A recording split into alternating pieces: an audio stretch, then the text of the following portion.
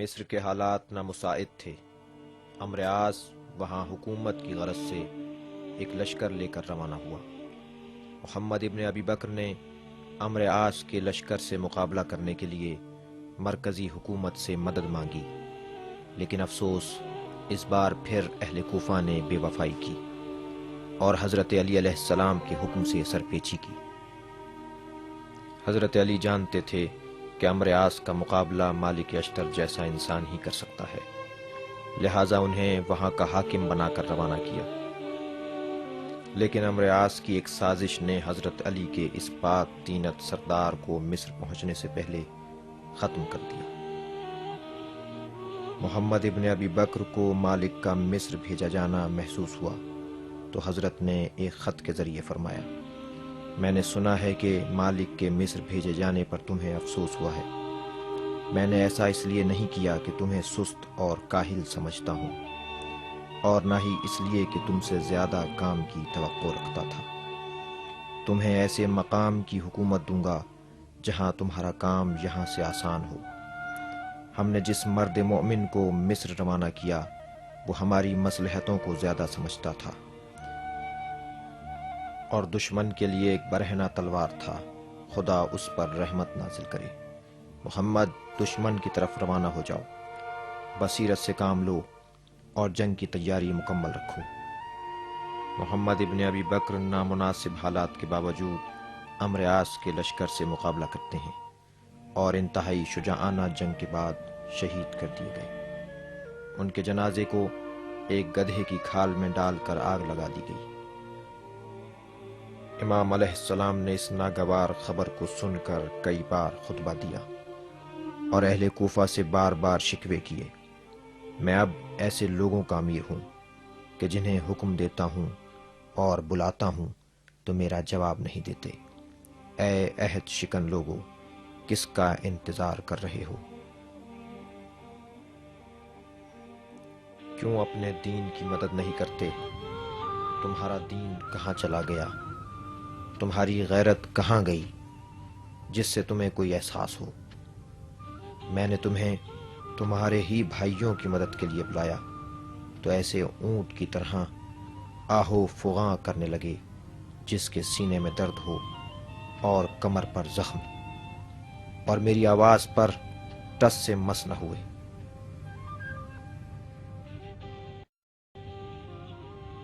اے مرد نما بزدل لوگو، وائے ہو تم پر، لعنت ہو تم لوگوں پر۔ کاش علی نے تم کو نہ دیکھا ہوتا، کاش علی تم کو نہ پہچانتے ہوتے۔ بے غیرتی کا ثبوت تم نے دے دیا۔ آنکھیں کھولو، علی چلے گئے۔ چلے گئے تو چلے گئے، احانت پر احانت۔ ان کا پیچھا کیوں نہیں چھوڑتے جنہیں گالیاں سننے کو مل رہی ہیں اور ہر بات پر تحقیر ہو رہی ہے؟ کیا چاہتے ہو؟ علی نے سرزنش کے علاوہ کوئی اور بات کی؟ اہل کوفہ آج تک طبل کی آواز پر ناچے ہیں، اتنی جانیں دے کر تھک چکے ہیں۔ دشمن نے شہر انبار پر قبضہ کر لیا ہے، بلا سے انبار کے بعد کوفے کی نوبت ہے، جائے جہنم۔ یہ لوگ چاہتے ہیں کہ چند روز خون و شمشیر سے دور رہیں اور اپنی ذہنی تھکان کو دور کریں۔ انہیں آرام سے کیوں نہیں رہنے دیتے؟ ذرا باہر نکل کے دیکھو، تم شام کی بوڑھی عورتوں کا مقابلہ تک نہیں کر سکتے۔ مسجد و محراب کی حرمت اس بات کی معنی ہوئی کہ علی تمہارے واقعی چہرے کو بے نقاب کر دے۔ اب میں اسے بیان کرتا ہوں۔ اپنے عہد ناموں پر تجدید نظر کرو، اپنے عہد ناموں کو دوبارہ دیکھو۔ عرب اپنے خون کے ساتھ بیعت کرتا ہے، تم اپنے کون سے وعدے پر قائم رہے؟ کوفے کو دشمن کے حملے کا خطرہ لاحق ہے، اور تم سفید داڑھی والے رنگین مزاج اپنے آرام و آسائش کی باتیں کرتے ہو۔ معاویہ کے سپاہی حق رکھتے ہیں کہ تم جیسوں کے جو خواہ مخواہ کے معتبر بنے بیٹھے ہو فتووں کے بغیر تمہارے گھروں میں گھسائیں اور تمہاری عورتوں کے پکائے ہوئے کھانوں کو تلخ و شیریں کریں۔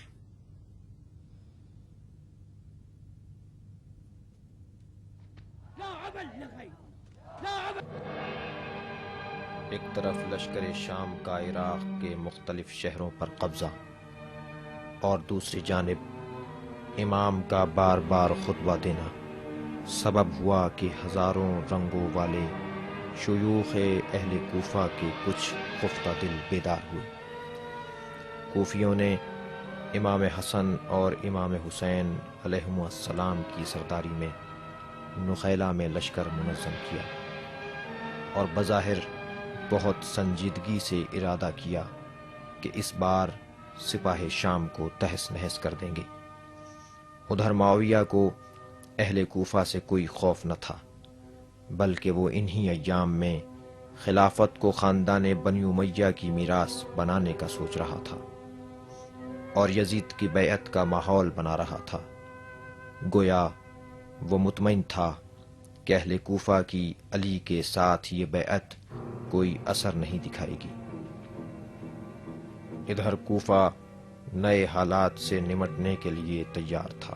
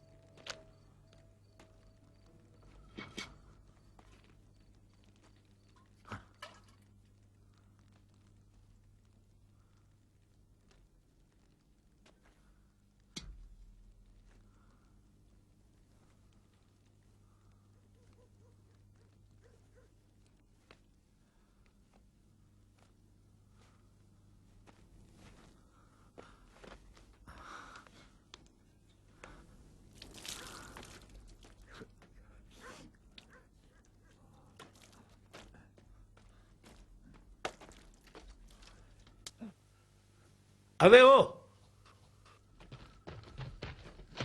سعدون کی سلطنت کو توڑنے شیر کا دل چاہیے۔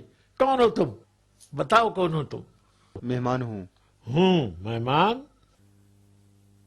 جہاں تک مجھے یاد ہے میں نے کسی کو دعوت نامہ نہیں بھیجا۔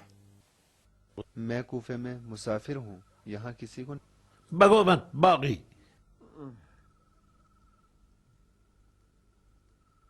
اندھے ہو جو کوفے میں خدا کو نہیں دیکھا؟ خدا کو؟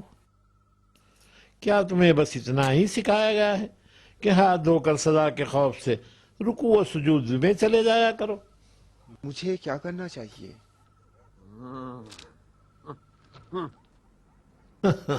تمہیں نہیں معلوم؟